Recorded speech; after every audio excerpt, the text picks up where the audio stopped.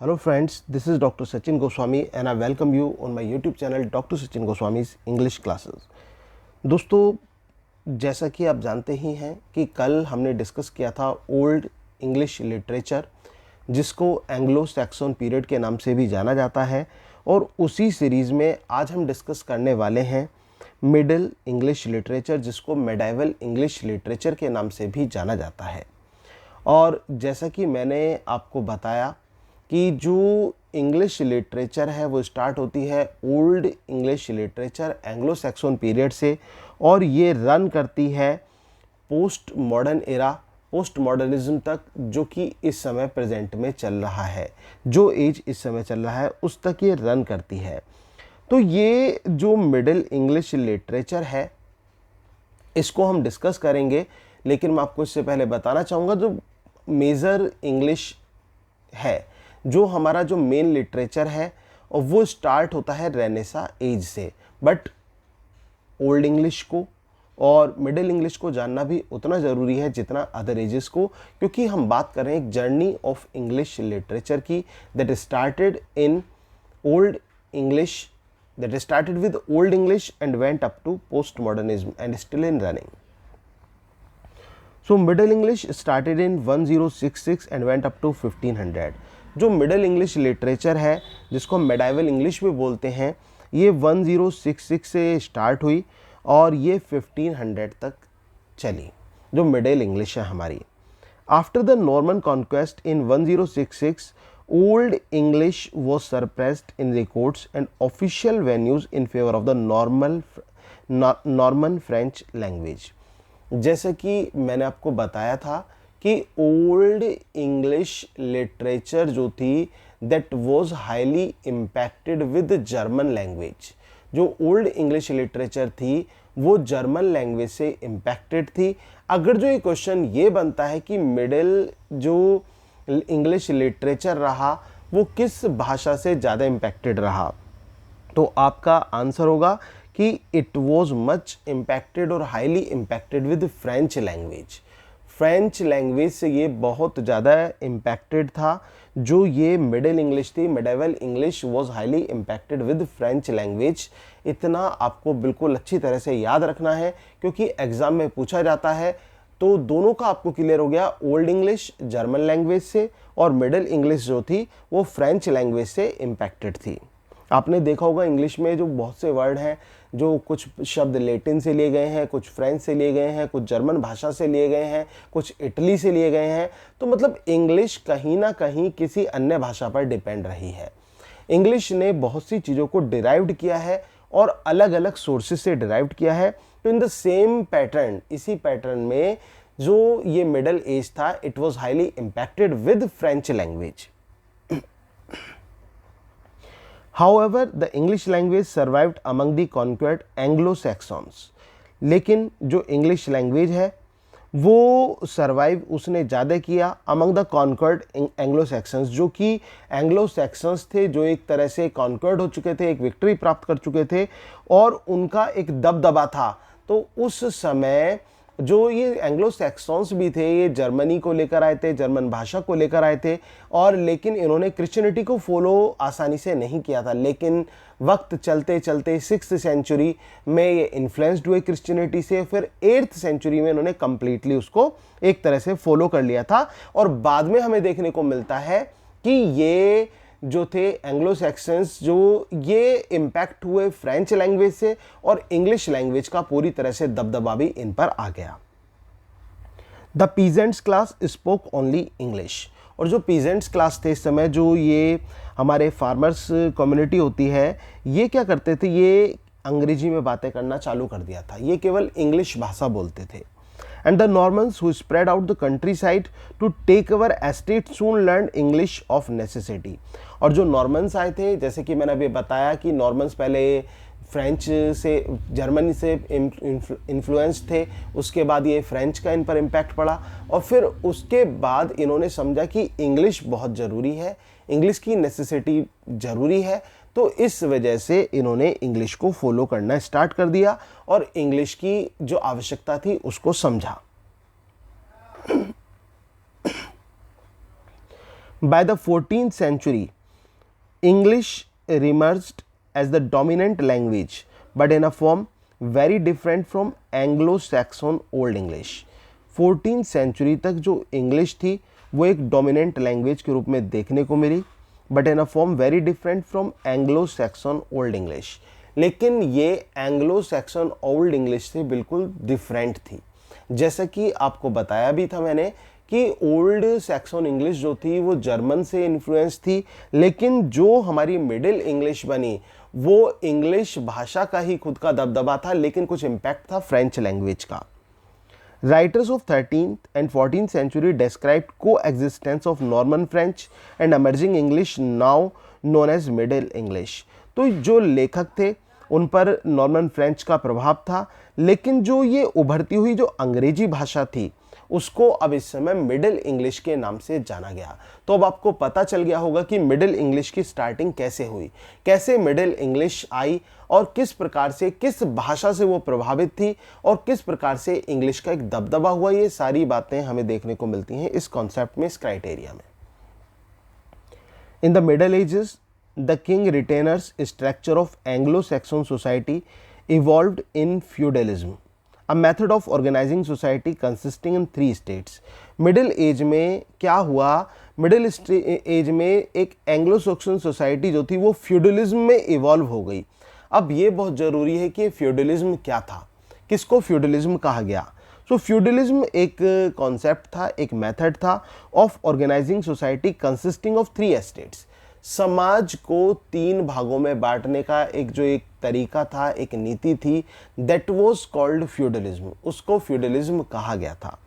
अब क्वेश्चन ये बनता है कि फ्यूडलिज्म के तहत समाज को कितने भागों में बांटा गया. तो फ्यूडलिज्म के तहत समाज को 3 भागों में बांटा गया. Number 1 the clergyman, number 2 the nobleman and number 3 the peasant. इन 3 भागों में समाज को बांटा गया. The clergyman, the nobleman and the peasant, these were the 3 estates. ये 3 एस्टेट्स थी. Clergyman, the nobleman were granted fiefs by the kings. ये बहुत अच्छा क्वेश्चन है, बहुत अच्छी बात है, और इंग्लिश लिटरेचर आप पढ़ रहे हैं तो आपको ये समझना बहुत ज़रूरी है कि फ्यूडलिज्म के तहत सोसाइटी को 3 भागों में बांटा गया. Number 1 clergyman, number 2 the nobleman and number 3 the peasant. अब क्लर्जीमैन और जो नोबलमैन थे, दे वर granted fiefs by the king. उनको फिफ्स ग्रांट की जाती थी, किसके द्वारा, राजा के द्वारा. अब फिफ्स क्या होता था, किसको फिफ्स कहा जाता था. दोस्तों fief was a kind of piece of land. एक जमीन का टुकड़ा था जिसको फिफ कहा जाता था. जमीन के टुकड़े को फिफ कहा जाता था, फिफ का नाम दिया जाता था. Fief was a land, a piece of land. एक पीस ऑफ लैंड था जो राजा दिया करता था, किसको, क्लर्जीमैन्स को, नोबलमैन्स को और पीजेंट्स को ये दिया जाता था. और बदले में in return they have to give something to the king. और उन्हें भी राजा को कुछ देना होता था. अब क्या देना होता था, कुछ अनाज हो सकता है जो उसमें खेती की जाए, कुछ भी किया जाए. तो इस प्रकार का एक तरह से एक जमीन का टुकड़ा जो राजा के द्वारा उन्हें दिया जाता था और बदले में उन्हें भी कुछ देना होता था. Clergymen, the noblemen were granted fiefs by the kings. The peasant class worked on the fief. और जो peasant class थी, जो ये किसान लोग थे, ये इस fief पर काम किया करते थे. मतलब क्लर्जीमैन और नोबलमैन जो थे वो एक तरह से हायर कर सकते थे किसानों को और वो भी बदले में उनको कुछ दे दिया करते थे. तो इस तरह से एक चेन बनी हुई थी और ये एक 3 पिलर चेन थी, clergyman, nobleman and the peasant. जो ये 3 लोग थे, क्लर्जीमैन, नोबलमैन और पीसेंट, तो इनकी चेन थी. राजा उनको फिफ्थ देता था और बदले में उनसे राजा कुछ डिमांड करता था. इसके बाद जो ये मिडल एज था हमारा इंग्लिश लिटरेचर का, मेडाइवल एज, इसमें इम्पोर्टेंस चर्च की भी बहुत ज़्यादा इम्पोर्टेंस बढ़ी. चर्च की बहुत इम्पोर्टेंस हमें देखने को मिली. The most important philosophical influence of the middle ages was the church. जो सबसे ज़्यादा इसका फिलोसॉफिकल इन्फ्लुएंस हमें मिडल एज का देखने को मिलता है वो चर्च का है. Which dominated life and literature. इसने जो ये एक तरह से इन्फ्लुएंस्ड हुआ, इसका पूरी तरह से डोमिनेट किया, किसको, लाइफ को और लिटरेचर को इसने पूरी तरह से डोमिनेट किया था. ये हमें देखने को मिलता है in medieval Britain, the church referred to the Roman Catholic church. जो मेडाइवल ब्रिटेन था, इसमें जिस चर्च को रेफर किया गया उसको रोमन कैथोलिक चर्च के नाम से जाना गया। मेडाइवल लिटरेचर में, मेडाइवल ब्रिटेन में चर्च को रोमन कैथोलिक चर्च के नाम से जाना जाता था। तो church was known as Roman Catholic church. तो चर्च की इंपॉर्टेंस थी, क्रिश्चियनिटी की इंपॉर्टेंस थी, और इस प्रकार से एक लगाव जिसको कहते हैं क्रिश्चियनिटी के प्रति, वो लोगों का बढ़ रहा था। फिर इसके बाद आती है ब्लैक डेथ। लेकिन ब्लैक डेथ से पहले एक बार मैं फिर से आपको रिपीट करा देता हूँ। जो मिडिल इंग्लिश लिटरेचर है वो स्टार्ट हुआ 1066 में और ये 1500 तक रन हुआ। और जो नॉर्मन कॉन्क्वेस्ट के बाद में जो 1066 में नॉर्मन कॉन्क्वेस्ट हुआ, इसके बाद में ओल्ड इंग्लिश जो थी वो केवल रिकॉर्ड्स में रह गई और नॉर्मन फ्रेंच लैंग्वेज का दबदबा आने लगा। फ्रेंच से इंग्लिश इन्फ्लुएंस्ड हुए, एंग्लो सेक्शंस जो थे फ्रेंच से इन्फ्लुएंस थे, लेकिन जो पीसेंट थे वो इंग्लिश बोला करते थे। तो नॉर्मन्स को भी लगा कि इंग्लिश को बोलना बहुत ज़रूरी है और इंग्लिश आवश्यक है, तो उन्होंने इंग्लिश को सीखना स्टार्ट कर दिया और बोलना भी स्टार्ट कर दिया। और बाय द 14th सेंचुरी, 14वीं शताब्दी तक इंग्लिश जो थी वो रिमर्ज्ड होने लगी डोमिनेंट लैंग्वेज के रूप में, और ये एंग्लो सेक्शन ओल्ड इंग्लिश से बिल्कुल डिफरेंट थी। जो राइटर्स थे 13th और 14th सेंचुरी में, उन्होंने को एग्जिस्टेंस नॉर्मन फ्रेंच को और इसके अलावा जो अमर्जिंग इंग्लिश है उसको मिडिल इंग्लिश के रूप में डिफाइन किया। तो कहने का मतलब जो नॉर्मन फ्रेंच और जो एमर्जिंग इंग्लिश थी उससे मिलकर बनी मिडिल इंग्लिश। जो हमारी मिडाइवल इंग्लिश थी वो कैसे बनी? नॉर्मन फ्रेंच और इंग्लिश के कॉम्बिनेशन से, कोएग्जिस्टेंस से बनी। इसके बाद क्या था? इन द मिडिल इंग्लिश जो किंग रिटेनर्स स्ट्रक्चर थे एंग्लो सैक्सन सोसाइटी के, उन्होंने फ्यूडलिज्म के तरीके को अपनाया। फ्यूडलिज्म के तरीके से उन्होंने समाज को 3 भागों में बांटा, क्लर्गीमैन, नोबलमैन और पीसेंट। क्लर्गीमैन और नोबलमैन को फिफ्स दिए जाते थे राजा के द्वारा, और जो पीसेंट थे, जो किसान लोग थे, उस पर काम किया करते थे, बदले में राजा को भी कुछ चाहिए था। अब इस एज में, मिडिल एज जो मैं आपको बताया, चर्च की बहुत महत्वता बढ़ने लगी। चर्च जो था वो एक मेन स्पोर्ट होने लगा, और बल्कि हम ये कह सकते हैं कि चर्च एक टूरिस्ट प्लेस के रूप में देखा जाने लगा इंग्लैंड में, as well as religious place. मतलब रिलीजियस तो था ही था, रिलीजियस के साथ साथ एक टूरिज्म के को भी हमें यहाँ पर देखने को मिला। टूरिस्ट प्लेस के रूप में चर्च की इंपॉर्टेंस बढ़ने लगी। इसके बाद एक सबसे बड़ा एक मेजर इंसिडेंट, जिससे ये भी कहते हैं हम कि जो रेनेसा एज का जो इंग्लैंड में एक तरह से रेनेसा हुआ, rebirth, revival, reawakening of ancient Greek classical culture हुआ, उसका जो कारण था आने का इंग्लैंड में, उसका एक मेजर कारण था द ब्लैक डेथ, जो कि मिडाइवल एज में हैपन हुआ था। तो मिडिल एज में ये घटना घटित हुई। ब्लैक डेथ का आना रेनेसेंस का भी कारण बना इंग्लैंड में रेनेसा का कारण ब्लैक डेथ भी बना। तो ये भी जानना बहुत ज़रूरी है, इसको समझना बहुत ज़रूरी है। दोस्तों, ब्लैक डेथ पर एक बहुत डिटेल्ड में मैंने वीडियो बनाई हुई है, मैं आपके साथ उसको भी साझा करूंगा, उसे भी मैं आपको शेयर कर दूंगा आपके व्हाट्सएप ग्रुप पर। उसे भी मैं, जो ये अब मैंने ब्रॉडकास्ट बनाया हुआ है पेड स्टूडेंट्स का, उस पर भी मैं उसको शेयर कर दूंगा, तो आप उसको ज़रूर सुने। इसके साथ साथ रेनेसा की ऑलरेडी वीडियो तैयार है, मैं उसको भी पोस्ट करूंगा। तो इनको आप तैयार कर लेंगे तो बहुत अच्छी तरह से तैयार इनको कर लीजिए, क्योंकि किसी भी लिटरेचर के एग्जाम में बैठने से पहले आपको history of English literature outline में आना चाहिए, क्योंकि 2-3 क्वेश्चन आ जाते हैं इतिहास से। तो black death entered England in 1348। Black death का जो एंटर हुआ इंग्लैंड में वो 1348 में ब्लैक डेथ एंटर हुई थी थ्रू कैंटरबरी पोर्ट। और कहाँ से एंटर हुई थी? कैंटरबरी पोर्ट से एंटर हुई थी। दोस्तों, मैं आपको बताना चाहूँगा ब्लैक डेथ आखिरकार क्या था।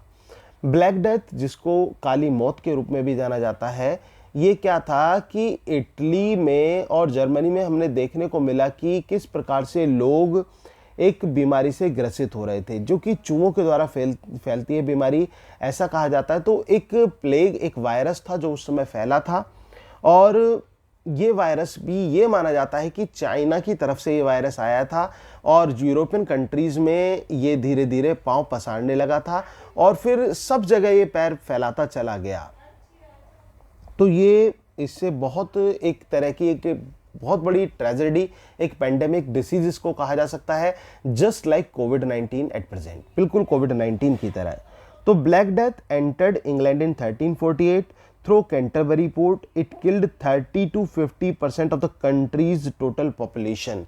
देखिए कितनी बड़ी बात है, कितना बड़ा मेजर ये एक घटना थी, मेजर इंसिडेंट होगा कि 30 से 50% तक लोग को जान गंवानी पड़ी। किसकी वजह से? ब्लैक डेथ की वजह से, जो कि ब्लैक डेथ एक प्लेग की बीमारी थी और उस बीमारी का असर जो था मुख्यतः थ्रोट में हुआ करता था, गले में हुआ करता था, और ये कहा जाता था कि लोग खड़े खड़े मर जाया करते थे। मतलब इतना बुरा असर था कि इन्फेक्शन ऐसा होता था कि इस तरह से मृत्यु हो जाया करती थी। Outbreak of the plague known as the black death. जो ये ब्लैक डेथ क्या था? ये जो प्लेग का फैलना था, इतनी बुरी तरह से जो प्लेग फैला, इसको ब्लैक डेथ का नाम दिया गया। Affected both the everyday lifes and the philosophy of the middle ages. इससे दोनों चीज़ों पर प्रभाव पड़ा, जो दैनिक जीवन था उस पर भी, और इसके साथ साथ जो फिलॉसफी थी मिडल एजेस की, उस पर भी, दोनों पर इसका प्रभाव देखने को मिला। It was not unusual for the populations of the entire villages to die of plague। ये कोई असाधारण घटना नहीं थी कि यहाँ ये देखना कि पूरा का पूरा गांव प्लेग से ख़त्म हो गया हो। ये बहुत एक कॉमन बात हो चुकी थी कि प्लेग की वजह से पूरा का पूरा जो गांव हुआ करता था, पूरा जो विलेज हुआ करता था, वो पूरा का पूरा ख़त्म हो जाता था प्लेग की वजह से। प्लेग इस तरह से, मतलब एक इस तरह से स्प्रेड हुआ करता था, इस तरह से फैलता था कि ये अपने साथ पूरी आबादी को लेकर चला जाता था। Labour shortages resulted as did a fear of being near other who might carry the contagion in household where one member of family contracted the plague, other members of the family were quarantined। जो इसके साथ labour problem बढ़ी, क्योंकि labour नहीं मिल रहे थे, कुछ की मृत्यु हो गई थी, कुछ अपने अपने घर लौटने लगे थे, और इसी बीच में अगर जो एक व्यक्ति को, परिवार के किसी भी एक सदस्य को प्लेग के अगर जो कॉन्ट्रैक्ट में आ जाता था, तो उसके जो अदर मेंबर्स थे उनको क्वारंटाइन कर दिया जाता था। इनको क्वारंटाइन कर दिया जाता था। Their door marked with red X to warn others to the presence of plague in the house. और उनके दरवाजे पर एक्स का एक क्रॉस का मार्क लगा दिया जाता था, जिससे दूसरे लोग उनके घर में एंटर ना हो सकें और ये बताया जा सके कि इस घर में प्लेग है। Usually other members of the family did contract and die from the disease, although there were instances of individuals, particularly children, dying of starvation after their parents succumbed to plague। और कितना बुरा हाल हो चुका था, बहुत बुरी आफत आ चुकी थी। अधिकतर वो लोग कॉन्ट्रैक्ट में आ ही जाया करते थे एक दूसरे के, और उनकी मृत्यु हो जाती थी। इवन अगर जो घर के परिवार के बच्चे भी बचते थे तो वो बड़े नहीं थे, भुखमरी के कारण वो भी मर जाते थे। तो इतना बुरा हाल कर दिया था प्लेग ने, जिसको ब्लैक डेथ कहा गया था। लेकिन ये ब्लैक डेथ एक उपलब्धि भी बनी थी, और इंग्लैंड के लिए बहुत बड़ी उपलब्धि थी ब्लैक डेथ। ये कैसे थी? क्योंकि जब ये इंग्लैंड में नहीं आया था तो उससे पहले क्या था, जो इटालियन और ग्रीक की जो लिटरेचर थी वो इंग्लिश में आई। तो rebirth, revival of ancient Greek literature जो आप सुनते हैं कि वॉज कॉल्ड रेनेसा, वो कैसे आया? दो ही तो घटनाएं थी, एक तो ब्लैक डेथ और दूसरा fall of Constantinople, the capital of Greek. इनकी वजह से वो इंग्लैंड में आए, क्योंकि जो लोग इससे डर कर आए वो अपने साथ मैन्यूस्क्रिप्ट से लेकर आए, और जब वो अपने साथ मैन्यूस्क्रिप्ट से लेकर आए तो वहाँ की कल्चर इंग्लैंड में आ गई। तो इस वजह से एक रेनेसा का भी नाम इसको आगे दिया गया था, रेनेसा एज में। Even beyond the outbreak of plagues, the middle edges were a dangerous unhealthy time. Women frequently died in childbirth, infant and child mortality rates were high, and high expectancies shorts. What would now be minor injuries frequently resulted in infection and death, and sanitary conditions and personal hygiene, particularly among the poor, were practically non-existent। इसके साथ साथ बहुत सारी others problem भी थी plague के साथ साथ। बच्चों की मृत्यु होना, इन्फेंट्स की मृत्यु होना, बच्चों का जो मृत्यु दर है वो बढ़ना, तो वो बहुत सारी, और पर्सनल हाइजीन की प्रॉब्लम, सैनिटरी कंडीशंस पुअर थी। तो ये सारी कंडीशंस मिडिल एज में हमें देखने को मिलती हैं। With these conditions, it's not surprising that the people of the Middle Age lived with persistent for many a devout grasp of church promise of heaven. Life on earth was viewed as a vale of tears, hardship to endure, until one reached the afterlife. In addition, some believe physical disabilities and ailments, including the plague, to be the judgment of God for sin. लोगों का church पर, promise of haven पर ज़्यादा trust था, भगवान को ज़्यादा मानते थे, अंधविश्वास में ज़्यादा वो एक तरह से मॉरलिटी प्लेज और मिरेकल प्लेज, जैसे कि आपको पता है कि मिडल एज का ही पार्ट थे, तो मतलब एक अंधविश्वास को बहुत बड़ी जगह मिल चुकी थी। और चाहे कोई भी बीमारी हो, चाहे फिजिकल डिसेबिलिटीज़ हो, कोई दर्द हो, कोई या फिर प्लेग से ही पीड़ित क्यों ना हो, वो इसको माना करते थे कि it is a kind of judgement of God for sin. ये हमारे पापों की सज़ा दे रहा है भगवान, हमने कहीं ना कहीं कोई ना कोई पाप किया है और उसका जो हर्जाना है वो हमें यही भुगतना पड़ रहा है, तो ये कुछ अलग नहीं है, ये हमारे पापों की सज़ा है, ऐसा लोग माना करते थे, ऐसा उनका मानना था।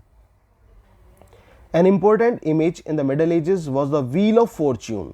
जो एक इम्पोर्टेंट इमेज हमें देखने को मिली मिडल एज में, वो क्या थी?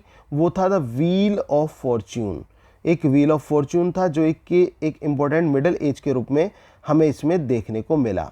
अब ये व्हील ऑफ फॉर्च्यून क्या था दोस्तों, इसको समझना बहुत ज़रूरी है, इसको जानना बहुत ज़रूरी है। ये एक प्रकार के जैसे एक साइकिल का पहिया होता है, वो एक पिक्चर के रूप में इस तरह से था, बिल्कुल एक साइकिल के पहिए के रूप में एक व्हील था, एक चक्र था, और उस चक्र पर क्या दिखाई गई थी? कुछ इमेजेस दिखाई गई थी मिडल एजेस में, और उसमें कुछ लोग ऊपर टॉप पर दिखाए गए, उस पहिए के टॉप पर, कुछ उससे नीचे, कुछ उससे नीचे, फिर उसके नीचे। इस प्रकार से वो पहिया घूमता हुआ एक पहिया था। तो ये कहा गया जो टॉप ऑफ व्हील पर बैठे हुए थे, symbolically having good fortune in life, वो उनका भाग्य अच्छा था। तो picturing life as a wheel on chance, where an individual might be on top of the wheel, symbolic of having good fortune in life। जो टॉप ऑफ द व्हील पर थे उनको ये माना गया कि उनका फॉर्च्यून अच्छा था, भाग्य अच्छा था, जो इस ब्लैक डेथ से, इन परेशानियों से बच पाए। 1 minute and on the bottom of the wheel at the next, और इसके बाद दूसरे पर उनको बॉटम पर दिखाया गया। The image express the believe that life was precarious and unpredictable. दोस्तों इसका मतलब ये था कि जो हमारा जो जीवन है ये पहले से ही डिसाइडेड है और इसको हम ये प्रेडिक्ट नहीं कर सकते कि आगे क्या होगा। जो टॉप पर थे उनका फॉल भी होना निश्चित था, लेकिन जो टॉप पर थे और जो बच गए उनको गुड फॉर्च्यून के रूप में रिप्रेजेंट किया गया। In Chaucer's Canterbury tales, the monk for example of individuals who enjoyed good fortune in life until a turn of wheel brought them tragedy.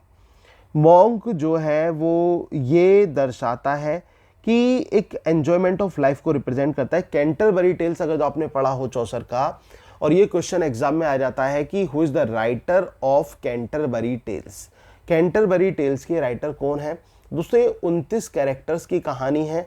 ये ऐसे लोग जो कहीं ना कहीं किसी ना किसी तरह से वो करप्ट थे, वो किसी भी तरह से करप्ट हो सकते हैं, एक तरह से करप्शन का पार्ट थे, बट उनको लगता है कि उनको एक क्रिश्चियनिटी की तरफ मूव करना चाहिए, उनको धर्म की तरफ बढ़ना चाहिए और उनको भगवान की शरण में जाना चाहिए। सो दे वर लीडिंग टूवर्ड्स कैंटरबरी, वो कैंटरबरी की तरफ लीड हो रहे थे, वो कैंटरबरी की तरफ जा रहे थे। तो एक तरह से गुड फॉर्च्यून जो था वो हमें देखने को, मतलब वो देखने को मिलता है कि किस प्रकार से वो बैड से गुडनेस की तरफ मूव हो रहे थे। और मॉन्क जो है वो इसको अच्छी तरह रिप्रेजेंट करता है, इस व्हील को, जो कि कैंटरबरी टेल्स का एक वन ऑफ द मेंबर्स है कैंटरबरी टेल्स में। कैवलरी, अब ये कैवलरी क्या था? In addition to religion, second philosophical influence on medieval thought and literature was cavalry. जो सेकंड इन्फ्लुएंस हुआ वो क्या था? वो कैवलरी था। और on medieval thought the literature was cavalry, the code of conduct that bound the defined as knight behaviour. इसमें code of conduct और नाइट बिहेवियर के रूप में रिप्रेजेंट किया गया। The concept of cavalry and courtly love unlike King Arthur were real. जो cavalry का concept था या फिर कॉर्टली लव का कॉन्सेप्ट था, ये किंग अर्थर की तरह बिल्कुल रियल थे। The word cavalry based on the French word cavalry.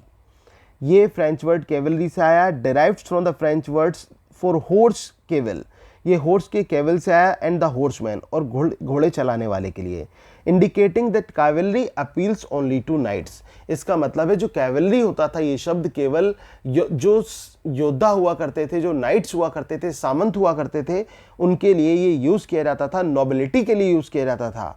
Under the code of cavalry the knight vowed not only to protect his vassals as demanded by the feudal system but also to be the champion of the church. केवल knight को यही नहीं कहा गया कि वो अपने सदस्यों का ख्याल रखेंगे, अपने जो एक ग्रुप है उसका ध्यान रखेंगे, बल्कि वो पूरी तरह से चर्च को भी प्रोटेक्ट करेंगे। उनको चैंपियंस ऑफ द चर्च के नाम से भी जाना जाता था। अब इस एज में लिटरेचर की बात करें तो because the church and concept of cavalry were dominant factor in the philosophy of middle edges. जो मिडल एज की फिलॉसफी थी उसमें जो चर्च थे या फिर कैवलरी का कॉन्सेप्ट था, ये डोमिनेंट फीचर के रूप में था। और इसमें क्या था, जो लिटरेचर थी, जो प्रोमिनेंट एक मेडाइवल लिटरेचर थी, वो कैसी थी? Religious literature. रिलीजियस लिटरेचर पर ज़्यादा फोकस डाला गया मिडिल एज में। तो ये आपको क्वेश्चन ध्यान में रखना है कि which type of literature was on extreme in middle age और मिडिल इंग्लिश। तो your answer will be religious literature. जो धार्मिक लिटरेचर थी, रिलीजियस लिटरेचर थी, वो एक्सट्रीम में थी। कब? मिडिल इंग्लिश लिटरेचर में, मेडाइवल पीरियड में। Religious literature appeared in several genres. और जो रिलीजियस लिटरेचर थी वो अलग अलग बहुत से जेनर्स में अपीयर्ड हुई। Number 1 devotional books, devotional books के रूप में अपीयर्ड हुई। बुक्स ऑफ आर्ट्स के रूप में अपीयर्ड हुई। Collection of prayers and devotionals often illuminated. इसमें क्या था, जो कलेक्शन ऑफ प्रेयर्स थे, डिवोशंस थी, उनको यहाँ पर दर्शाया गया बुक्स ऑफ आर्ट्स में। इसके साथ साथ सरमन्स आए, सरमन्स जो प्रार्थनाएं वगैरह होती हैं। इसके अलावा psalters, it means books containing psalms and other devotional materials. इसमें जाम्स जो होली बाइबल्स की पोएम्स होती थी, पोएट्री होती थी, प्रेयर्स होती थी, वो उनको इंक्लूड किया गया जाल्टर्स में। उसके बाद मिसैल्स, मिसैल्स में क्या था, books containing the prayers and other text read during the celebration of mass throughout the year. Missals में वो बुक्स थी जिसमें प्रेयर्स थे और अदर टेक्स्ट थे जो कि सेलिब्रेशन को रिप्रेजेंट करते थे, पूरे साल के सेलिब्रेशन को रिप्रेजेंट करते थे। इसके अलावा ब्रीवेरीज, ब्रीवेरीज में क्या चीज़ थी, books containing prayers and instructions for celebrating mass. ठीक है ना, जो पूरे के पूरे सेलिब्रेटिंग मास को रिप्रेजेंट करती थी। इसमें प्रेयर्स थे और इंस्ट्रक्शंस थे। इसके अलावा हैगियोग्राफीज, हैगियोग्राफीज में क्या था, stories of the lifes of saints. जो साधु संतों की जो कहानी थी उनकी कहानियों को इसमें जगह दी गई। और इसके अलावा मेडाइवल ड्रामा था, मिस्ट्रीज प्ले, मिस्ट्री और मिरेकल प्ले और मॉरलिटी प्लेस, ये dominant features, dominant components of literature के रूप में इनको जाना गया। मिस्ट्रीज प्लेस में जो बाइबल की जो इवेंट थी उनको लिया गया, सुपरनेचुरलिज्म को जगह दी गई, ठीक है ना, मैजिक को रिप्रेजेंट किया गया मिस्ट्री प्लेस में। And on the other hand morality plays deals with allegories intended to teach a moral lesson. इसमें एलिगरी का यूज किया गया, जैसे कि आपने डॉक्टर फॉस्टस भी क्रिस्टोफर मार्लो का पढ़ा होगा, रेनेसा का है, लेकिन that is a kind of morality play जिसमें एक मॉरल लेसन दिया जाता हो, जिसमें एक सीख दी जाती हो समाज को। डॉक्टर फॉस्टस को आप जानते हैं कि डॉक्टर फॉस्टस एक एम्बिशियस व्यक्ति थे और उन्होंने नेक्रोमेंसी को चुना, जादू टोने को चुना। और नेक्रोमेंसी से उनको क्या था, डॉक्टर फॉस्टस को, डॉक्टर फॉस्टस जैसे कि एम्बिशियस थे तो उनकी दो इच्छाएं थीं। पहली इच्छा ये to have the beautiful women and the second was to travel around the world, कि सबसे पहली इच्छा तो कि सबसे सुंदर स्त्री से शादी करना और दूसरी इच्छा उनकी थी कि पूरे संसार को घूमना। ये दो इच्छाएं डॉक्टर फॉस्टस की थीं और इसके लिए उन्होंने अपनी आत्मा को भी सैटन को गिरवी रख दिया था। तो और बदले में लास्ट में आपको पता ही कि डॉक्टर फॉस्टस का हर्ष कितना बुरा हुआ और इवन वो शादी करना चाहते थे बट उसने, जो बुरी आत्मा थी, उसने डॉक्टर फॉस्टस को एक तरह से टेम्प्ट किया और कहा कि it is not a good thing, तो बेटर है कि मैं तुम्हें जो है एक I will provide a lady every day. और इवन हेलन की स्पिरिट को भी बुलाया गया और doctor Faustus met in intercourse with Helen also. और इसके अलावा he travelled around the world, but that was too short time for him, और द टाइम केम, और वो समय आ गया जब उनकी जो आत्मा थी उसको ले जाया जाना था। तो कहने का मतलब डॉक्टर फॉस्टर्स के लास्ट में देखने को मिलता है शरीर के टुकड़े टुकड़े कर दिए गए, उसमें आत्मा को निकाल लिया गया, और किस प्रकार से डॉक्टर फॉस्टर्स का एक भयानक अंत हुआ वो देखने को मिलता है मॉरलिटी प्ले में, जो कि हमें ये सिखाता है कि if we follow the path of badness, ठीक है ना, तो उसका रिजल्ट भी बैड ही होता है, उसका परिणाम भी बुरा ही होता है। तो medieval drama, miracle plays, mystery plays, morality plays, जिसमें एलिगरी एक सिंबॉलिकली रिप्रेजेंटेशन होती है, उसका यूज हमें देखने को मिलता है इस एज में, मिडिल एज के लिटरेचर में। Like the oral traditions of Anglo Saxon age, mystery plays and morality plays serve predominantly literature population. ये मैंने आपको बता ही दिया था कि जो मिरेकल प्लेज और मॉरलिटी प्लेज थे उन्होंने लोगों को ऊपर एक तरह से, एक पूरी तरह से एक इम्प्रेशन अपना जमाया हुआ था, एक दबदबा कायम किया हुआ था। और किसके लिए थे? जो वो जनता जिनको कुछ पता नहीं था, जो इलिटरेट थे, जो बेचारे साधारण किसान थे, उनको ये नाटक दिखाए जाते थे, उनको ये दृश्य दिखाए जाते थे, तो वो क्या होते थे, वो भगवान की तरफ, अंधविश्वास की तरफ ज़्यादा उनका विश्वास होने लगा, क्योंकि साहित्य भी कुछ ऐसा नहीं लिखा जा रहा था जिससे एक ज़्यादा सीख मिले। साहित्य अधिकतर इस प्रकार का था जो क्रिश्चियनिटी और या फिर जो एक सुपर नेचुरलिज्म या फिर सुपरस्टिशियसनेस को रिप्रेजेंट करता था, इस प्रकार का साहित्य था। लेकिन मॉरलिटी प्लेज में कुछ मॉरल लेसन्स दिए जाने लगे थे, लेकिन उसके बावजूद भी उसमें भी कुछ कॉन्स थे, और कॉन्स ये थे कि उसमें कहीं ना कहीं अंधविश्वास को जगह दी जा रही थी। मिडाइवल ड्रामा, मिडाइवल ड्रामा में क्या हुआ? The long held scholarly account of medieval drama assert that the religious drama of the Middle Ages grew from church services, masses conducted in Latin before a crowd of peasants who undoubtedly did not understand what they were hearing। जो मैंने आपको अभी बताया कि लोग के सामने church की सर्विस को रिप्रेजेंट किया जाता था in the form of religious dramas, और वो यहाँ तक कि इस तरह से रिप्रेजेंट किया जाता था, undoubtedly they did not understand what they were hearing, कि वो क्या सुन रहे हैं उनको ये भी नहीं पता होता था, तो इस प्रकार से उनको रिप्रेजेंट किया जाता था। And the second thing was mystery plays. Mystery plays depicts events from the Bible. Bible के सोर्सेज से मिस्ट्री प्लेज जो थे वो रिप्रेजेंट करते थे। Often mystery plays were performed as a cycle plays. Mystery plays को किस रूप में परफॉर्म किया जाता था? साइकिल प्लेज के रूप में परफॉर्म किया जाता था मिस्ट्री प्लेज को। A sequence of plays portraying all the major events of the Bible। जो sequence of plays थे वो रिप्रेजेंट करते थे जितने भी मेजर इवेंट्स होते थे बाइबल के, उनको रिप्रेजेंट करते थे। From the fall of Satan to the last judgment. कहाँ से? सैटन के फॉल से लेकर लास्ट जजमेंट तक मिस्ट्री प्लेस में इन चीज़ों को दर्शाया जाता था कि किस प्रकार से सैटन का फॉल हुआ और जो लास्ट जजमेंट था वो कैसा हुआ। तो मिस्ट्री प्लेज में अधिकतर यही कहानियां देखने को मिलती थी। Some play cycles were performed by guilds, each guild taking one event to dramatise.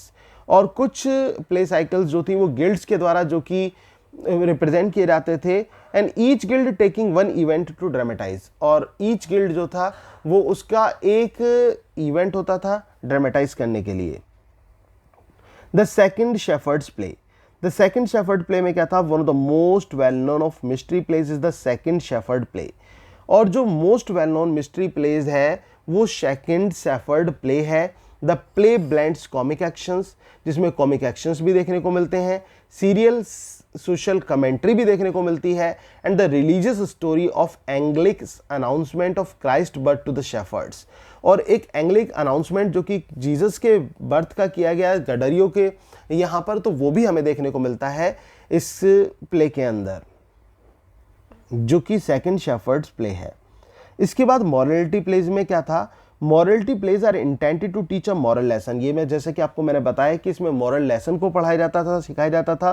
These plays often employ allegory. इसमें एलिगरी को रिप्रेजेंट किया जाता था। द यूज ऑफ कैरेक्टर्स और event in a literary work to represent abstract ideas और concept. जैसे कि old English में भी एब्स्ट्रैक्ट आइडियाज को ज़्यादा जगह दी गई थी उसी तरह से एब्स्ट्रैक्ट आइडियाज़ हमें यहाँ पर भी देखने को मिलते हैं। जो मिडिल इंग्लिश लिटरेचर है वहाँ पर भी एब्स्ट्रैक्ट आइडियाज़ को देखने को मिलता है। एब्स्ट्रैक्ट में क्या आता है जिसको टच ना कर सकें? बाइब्लिकल रेफरेंसेस एब्स्ट्रैक्ट में आते हैं, तो वो बाइब्लिकल रिप्रेजेंटेशंस भी हमें यहाँ पर देखने को मिलती हैं। Morality plays, particularly those that are not allegorical, depict representative character in moral dilemmas with both the good and the evil parts of their character. Morality plays में हमें दोनों चीज़ों को देखने को मिलता है, गुड और ईविल को। जैसे कि डॉक्टर फॉस्टस में भी आपने देखा होगा, जब डॉक्टर फॉस्टस ये बुरे काम के लिए जाता है तो उसके सामने एक अच्छी आत्मा आती है और एक बुरी आत्मा आती है। अच्छी आत्मा डॉक्टर फॉस्टस से कहती है, डॉक्टर फॉस्टस इस काम को बिल्कुल मत करो, ये तुम्हारे लिए बिल्कुल भी सही नहीं है। और जबकि बुरी आत्मा जो है वो डॉक्टर फॉस्टस को टेम्प्ट करती है और कहती है कि डॉक्टर फॉस्टस इस काम को जरूर करो, ये बहुत ही सही है तुम्हारे लिए। तो अच्छे बुरे का कॉम्बिनेशन चलता रहता है। इवन जब डॉक्टर फॉस्टस का लास्ट समय होता है उस समय भी अच्छी आत्मा आती है और वो डॉक्टर फॉस्टस से कहती है, डॉक्टर फॉस्टस अभी भी टाइम है, सुधर जाओ तुम और भगवान की शरण में चले जाओ। लेकिन बुरी आत्मा कहती है, डॉक्टर फॉस्टस भगवान का नाम भी इस समय मत सोच लेना, अगर जो भगवान का नाम भी तुमने लिया ना तो तुम्हारे साथ बुरा होगा। तो डॉक्टर फॉस्टस जो है बुराई के चक्कर में जल्दी फंस जाता है और उसका अंत बुरा होता है। जनरली आपने देखा होगा कि बुरे जो लोग हैं उनकी संगत में हम जल्दी आते हैं in comparison to the good ones. किसकी अपेक्षा तुलना में? जो अच्छे लोग हैं उनकी तुलना में। One of the most well-known of extant morality plays is Everyman. In this morality play, God sends death to tell every man that his time on earth has come to an end. One of the most well-known of extant morality plays, जो एक well-known morality plays है वो Everyman है। और in this morality play, इस morality play में God sends death to tell everyone that his time on earth has come to an end. और इस morality play में God जो है वो डेथ को भेजते हैं हर एवरी मैन को बताने के लिए कि उसका जो समय है पृथ्वी पर वो अब ख़त्म हो चुका है, उसका अंत हो चुका है। तो ये मॉरलिटी प्लेज, ये मिरेकल प्लेज, ये हमें सब देखने को मिलते हैं इस एज में, मिडिल एज इंग्लिश लिटरेचर में। इसके बाद डिडक्टिक पोइट्री। ये डिडक्टिव पोइट्री जो थी ये भी इसका मिडिल एज इंग्लिश लिटरेचर का एक मेजर पार्ट है। The 13th century saw a rise of popularity of long deductive poems presenting biblical narrative saint lives of moral instructions for those untutored in Latin or French. The most idiosyncratic of these is the Ormulon by Orm, the Augustinian canon in the north of England, written in some 20,000 lines. अब इसमें आपको समझना होगा कि ये डिडक्टिक poetry क्या थी। ये जो मिडिल एज में पोएम्स लिखी गई इसमें बाइब्लिकल नैरेटिव्स को रिप्रेजेंट किया गया, सेंट लाइफ्स को रिप्रेजेंट किया गया, मॉरल इंस्ट्रक्शंस को रिप्रेजेंट किया गया और इसके साथ साथ इसमें क्या था, जो लेटिन और फ्रेंच का इन्फ्लुएंस पूरा देखने को मिलता है। और एक जो ऑर्मुलम है, ऑर्मुलम जो एक फेमस डिडक्टिव पोइट्री है जो कि ऑर्म के द्वारा लिखी गई, ये बेस्ट मानी जाती है। इसके बाद दोस्तों अब हम बात करते हैं कि इस एज के जो मेजर राइटर्स रहे वो कौन कौन रहे। जो मिडिल एज इंग्लिश लिटरेचर है हमारा, उसके मेजर राइटर्स कौन कौन रहे। Bacon Roger, English philosopher and scientist. ये इंग्लिश फिलोसोफर और साइंटिस्ट थे।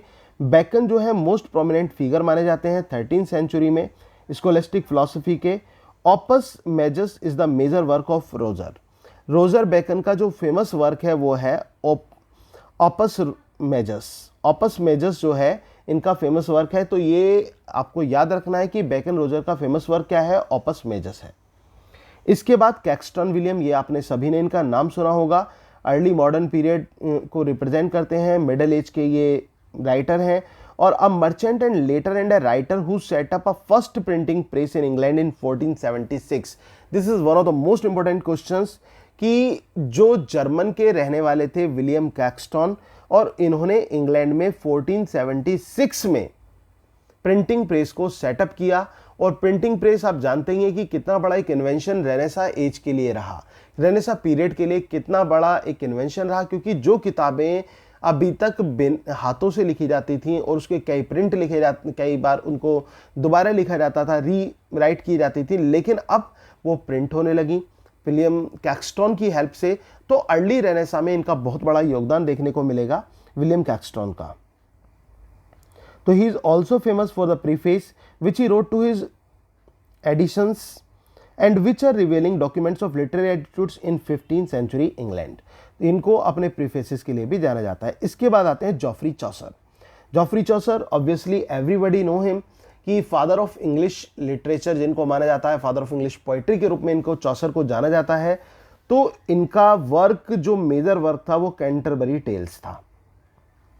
ये मेजर पोइट रहे इंग्लिश के in the late middle ages and the most significant writer before Shakespeare. Shakespeare से पहले मोस्ट सिग्निफिकेंट राइटर्स के रूप में इन्होंने अपनी एक पहचान बनाई। The Canterbury Tales an unfinished work of approximately 70,000 lines.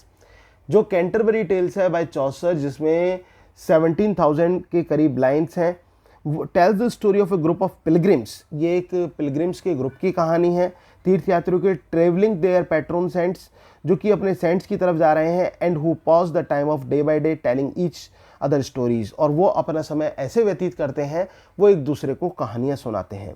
दोस्तों 29 मेंबर्स का ये ग्रुप होता है जो कि कैंटरबरी प्लेस को जा रहे होते हैं और अपनी कहानियां वो एक दूसरे को सुनाते चलते हैं।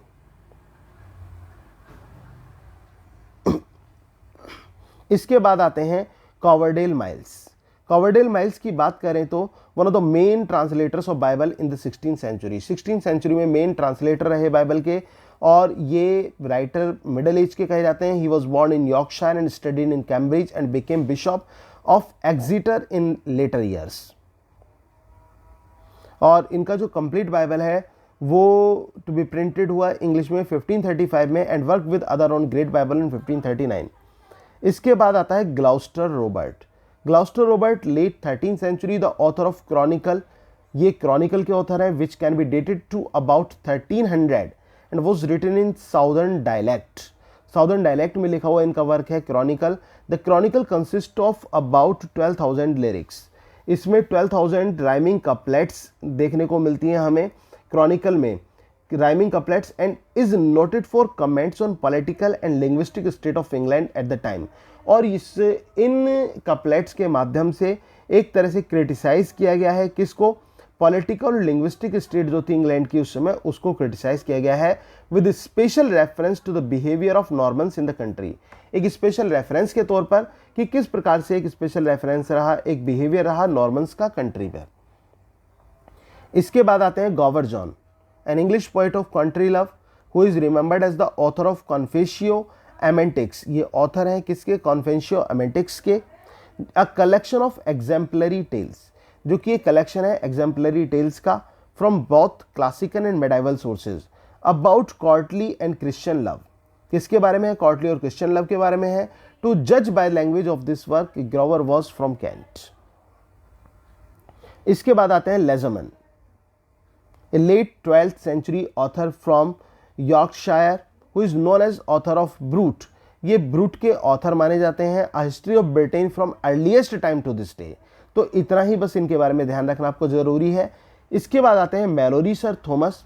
ये ऑथर हैं एटलीस्ट कंप्लेयर ऑफ ली मॉर्टिडी ऑथर। किसके, ली मॉर्टिडी द ऑथर। जो ये वर्क है, फेमस वर्क है इंग्लिश लिटरेचर में, ये मेलोरी सर थॉमस के द्वारा ही लिखा गया था। तो ये आपको दिमाग में बिठा लेना है, अच्छी तरह से याद करना है। इसके बाद आते हैं मेंडेविल सर जॉन।